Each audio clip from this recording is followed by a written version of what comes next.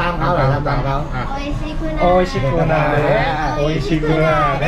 And we have some little rules. First of all, master, please order at least one order for one person for 99 baht per order or more. And after order, you're gonna have 1 hour to stay in our dreamland, okay? น้ำด้วยใช่ไหมได้ถ่ายรูปนี่รอยที่ผิดรูป เย้สวัสดีค่ะสวัสดีค่ะที่ได้แน่ค่ะเลยนะคะไปนะคะได้มีนะ ต้องโทรมาขอเขาก่อนเขาจะถ่าย เอาเป็นครั้งที่2เลยนะ ทำไมไม่พูดภาษาไทย ก็เขาเห็นมันต่างชาติไงเราก็อังกฤษเลย ทำไมอะภาษาอังกฤษอะไรเดียวคนละเมนูโอ้จริงๆมันต้องสั่งคนละเมนูหรอดูเลยเลย วิววันละ10แอดและก็กระชับเย้เย้เอาเลยค่ะ คืออะไรวะเดี๋ยวแดด เย้ก็จบแล้วนะคะกับการแสดงสนุกนะคะ อย่างเงี้ย บอกแล้ว เราทำท่าเรื่อยๆต้องพูดด้วย speak speak เงี้ยงเงี้ยงเงี้ยงเงี้ยงเงี้ยงเงี้ยงเงี้ยงเงี้ยงมาหรอทำเลยแล้วนี่มาแล้วเงี้ยงเงี้ยงอ๋อดูเจ้าของมึงว่าเกี๊ยวซ่า เกี๊ยวซ่าเขาให้กิน ใส่ครีมโซดาไม่น่ากินแล้วก็แตงโม โล2นะ ใครกินกันเอานี้ดีกว่าเอานี้เพิ่มอีกอันหนึ่งน่ากิน แล้วก็แตงโมใช่ไหม แล้วก็แตงโมครับ แตงโมปั่นใช่ไหม แตงโมอันนี้ โอเคเหนียนโอเค เข้าใจ무슨 미양미양 고양이 소리 ใน 나면 นั้นครั้งแรก 부모버디 와요. 그리고 개인 프라이버시 때문에 우리는 촬영할 수 ถือว่าเรา 있는데 ดาร์กไปแล้ว 저분들은 촬영을 직접적으로 하면 안 돼요. ตรงเฟซ 룩 미안해. ถ่ายที่เรา 아까 오신 분이 제일 เหนียน 이뻤어요. เหนียนเหนียนอย่างนี้ปะวะ 근데 여기 진짜 직원분들이 다 예뻐요. 아,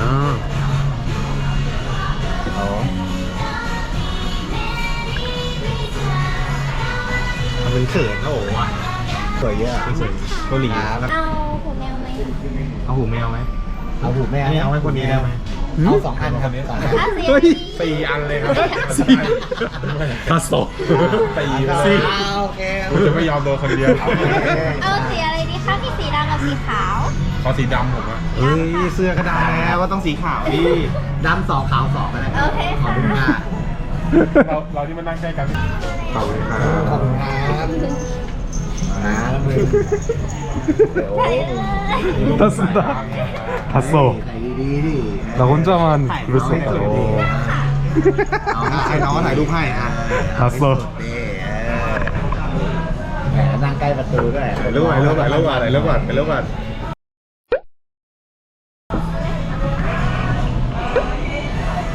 ไม่คิว ขอบคุณครับชอบต้องใส่ผมเขินแล้ว สนุกกันใส่หูแมวแล้วมึงต้องเปลี่ยนร่างแล้วโอ้โต이 형 너무 귀여워. รูปไปเท่าไหร่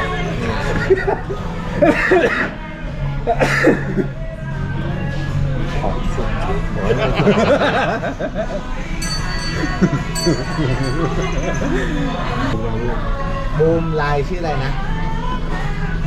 บูมไลน์อ่ะ เนี่ย ไม่ใช่เฟซบูม Facebook อ่ะ อ่ะพิมพ์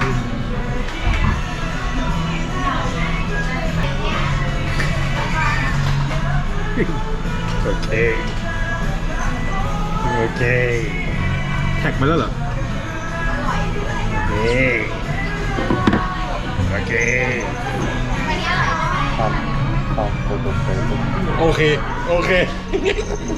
กูด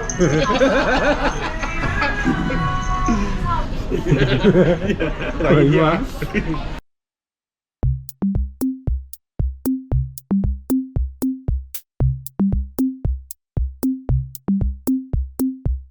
ปวดท้องอยู่ไหมเนี่ยบูม มาแล้ว ยังแบบปวดท้องอยู่ไหม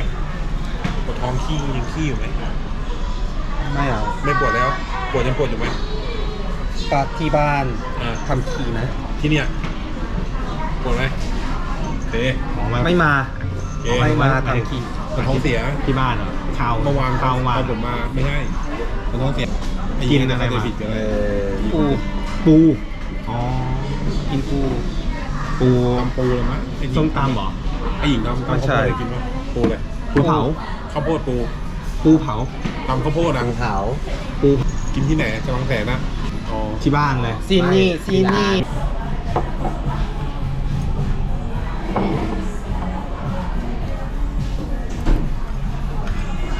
ขอเพิ่มได้ไหม ขอตะเกียบจุดได้ก่อน บอกเราก็ต้องสั่งโกนี่ไม่สั่งโกนี่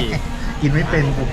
แล้วก็เดี๋ยวเรามาทำการไล่ด้วยกันนะคะยังไม่ให้ดูก่อนรอบนึงนะเราจะว่ามือเป็นรูปหัวใจอย่างนี้พูดว่าโออิชิกุนาเรนะคะแล้วจะเป็น อ๋อ เซโกเซโกอย่างนี้โอเคไหม โอเค แล้วมันก็จะ รู้แล้วคืออะไร เพราะว่าเขาเคยมาแล้ววันนั้นอ่ะ โอเคพร้อมไหมเอ่ย ครับ เอานะ3 2 1โออิชิกุนา กุนาเร เนโก เนโกเนโก เมียว เมียว แปลว่ารู้แล้วคนนี้ไม่เรียนดวง ฝั่งในท่านคนไหนเดี๋ยวมาไล่เป็นวนก่อนนะ อ้าวอีกรอบ คุยกัน มึงมาไล่หมดมึงมาไล่หมดนะไล่หมด ไล่ ไล่ไล่ไว้อัดไล่หมด ไล่หมดไล่หมดไล่หมด ไล่หมดโชว์กันเร็ว จะเป็นไหน เดี๋ยวทำตามเขาเหรอทำตามเขา โออิชิกุนา โออิชิกุนาเนะโออิชิกุนาเนะ มวย มวย ดี อ๋อเกาหลีชอบ เอาแล้วนะ3 2 1 โออิชิกุนาเนะโออิชิกุนาเนะมวยมวย ดี เกาหลีชอบเกาหลีชอบ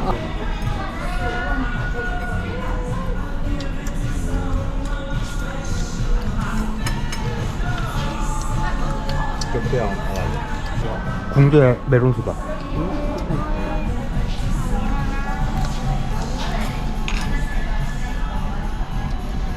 ก่อนที่เราจะทำการรับประทานนะคะ โอ้อะ โออิชิกุนา เฮ้ย 뭐야 돼? เฮ้ยไม่เอาไม่เกิดนี่ 아 이번에 뿅이네. เอาใหม่เอาใหม่เอาไม่เอาไม่ยังไง 이제 너네 차례. 그날에 뭐해 뿅.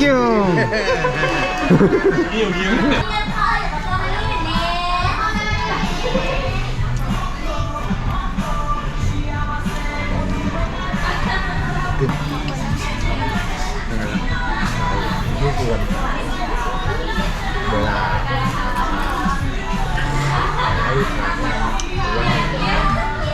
เดี๋ยวดิ 이제 형 차례야. เร็วดิโอ้ แบบนี้เลยนะ โอ้นี่ทุกคนมามาทุกคนทุกคนนะซีคือนา เมลอนนี่ อร่อยแล้วโอ้อร่อยอร่อยแล้วกังวลเซ็งเลยโอ้ คุณนะคะ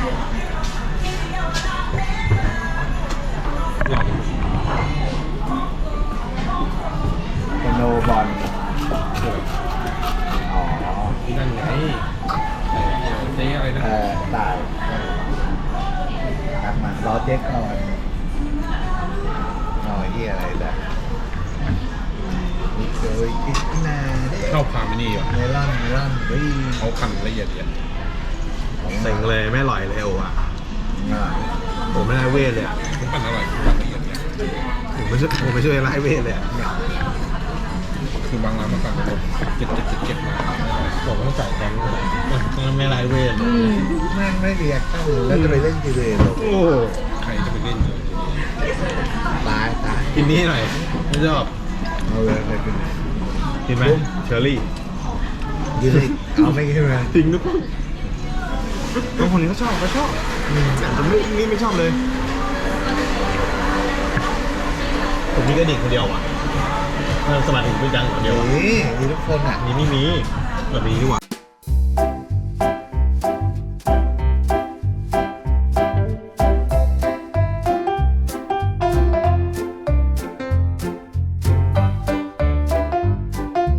여기는 애니메이트래요.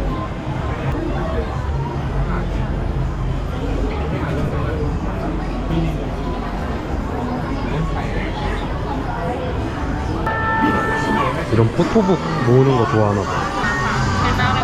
เราอ่ะคือแม่งเป็นยุคเราเล่น 일러스트북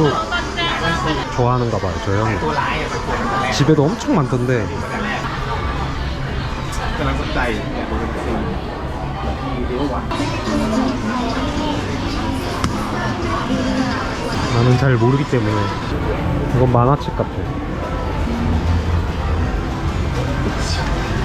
요즘 유행하는 거 맞나? ที่เรื่องที่ดูอยู่ใช่ไหม บาทอะไรนะ ดูแต่ดูไม่จบ 귀멸의 칼날 있고 บาทค่าสุด 원피스 있고 ขึ้นมาแค่มันมาแค่ครึ่งเดียวเว้ยแล้วเอาสองคนนี้ 핀란드 사가도 있고. 제가 본 것들은 알아보는 거는 이것까지. 카드칩인가 보네. 아 패드네. 마우스패드 장패드. 애니메이트는 어느 나라를 가도 이렇게 상품도 많고 제품들도 다 갖춰진 것 같아. 옷도 팔고 굿즈 같은 것도 많고.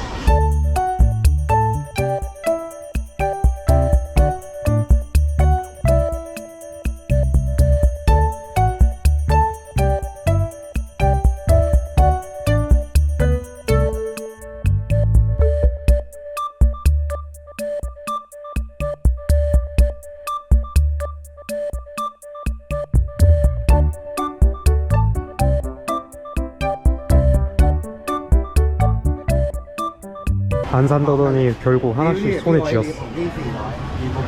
ตีมือเข้ามา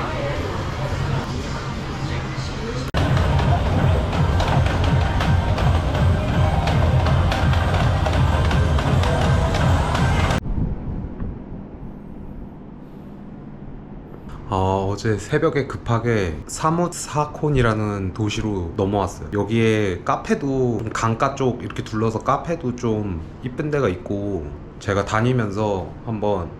뭐가 있는지 그리고 또 어떤 것들을 즐길 수 있는지 한번 체험해 보려고 합니다.